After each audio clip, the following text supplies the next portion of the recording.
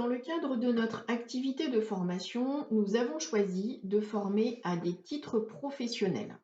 L'objectif de cette vidéo est de vous présenter ce qu'est un titre professionnel. Vous avez tous déjà entendu parler des diplômes éducation nationale. Par exemple, on parle facilement d'un CAP, d'un BTS ou d'un bac.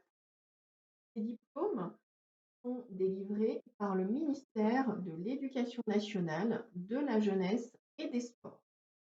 Un titre professionnel, en revanche, c'est une certification qui est délivrée par le ministère du Travail. Il permet d'acquérir des compétences professionnelles, d'où son nom de titre professionnel. Cela signifie donc que lorsqu'on suit un cursus de formation comme celui-ci, il n'y a pas de matière générale, donc pas de sciences, pas de mathématiques, pas de français et encore moins d'histoire-géographie. Les enseignements sont uniquement à vocation professionnelle.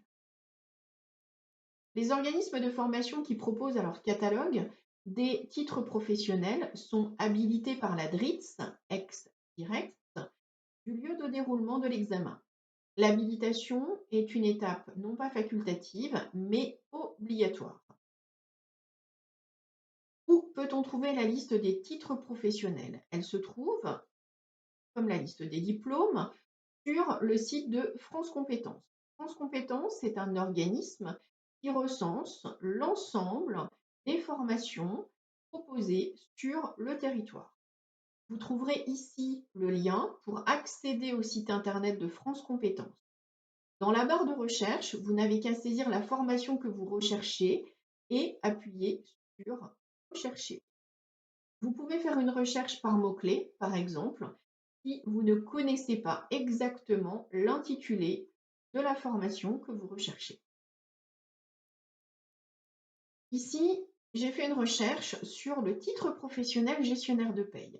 Il ne faudra vous fier qu'aux formations actives. Les titres professionnels, eux, sont reconnaissables à deux éléments. Le premier, l'abréviation TP, et le second, le nom du certificateur. Ici, pour un titre professionnel, on a vu tout à l'heure que c'était le ministère du Travail, de l'Emploi et de l'Insertion. Un titre professionnel est composé de deux, voire plusieurs CCP. Un CCP, c'est un certificat de compétences professionnelles que l'on appelle également un bloc de compétences. Ici, comme exemple, j'ai choisi le titre professionnel gestionnaire de paye. Il comporte deux CCP. Le premier, assurer la tenue et le suivi du dossier social de l'entreprise. Et le second, assurer la production de la paye et élaborer les données de synthèse. Quels sont les documents auxquels je vais me fier lorsque je vais envisager une formation professionnelle ou lorsque je suis entrée en formation? Eh bien, on s'appuie d'une part sur le REAC, référentiel emploi, activité, compétences. C'est la Bible. Il contient vraiment tous les éléments abordés dans le cadre de la formation. Et d'autre part, on s'appuiera sur le RE, appelé également RC, référentiel de certification. Il s'appelle aujourd'hui référentiel d'évaluation. Il contient les modalités d'évaluation de la certification, c'est-à-dire les différentes épreuves, leur contenu et la durée. Comment peut-on passer l'examen? Alors, il y a plusieurs possibilités. On peut passer l'examen dans sa globalité en une seule fois, c'est-à-dire que l'on va passer l'ensemble des blocs de compétences. Mais on peut passer également le titre professionnel, bloc de compétences par bloc de compétences, c'est-à-dire CCP par CCP. Enfin, on peut passer également un titre professionnel via la VAE.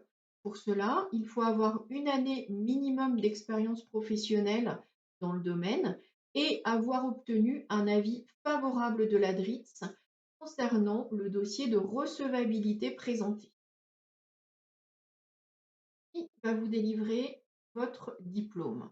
Eh bien, puisque le centre de formation est habilité par la DRITS, c'est la DRITS qui se chargera de vous délivrer soit un parchemin, parce que vous aurez réussi le titre professionnel professionnel dans sa globalité, soit un livret de certification parce que vous aurez validé un ou plusieurs blocs de compétences. Enfin, l'obtention d'un titre professionnel permet éventuellement d'envisager une continuité de parcours. Par exemple, après avoir validé un titre professionnel secrétaire comptable, on peut reprendre un BTS assistant de gestion. De même, certains titres professionnels permettent de bénéficier de dispenses d'épreuves dans le cadre de certains diplômes éducation nationale.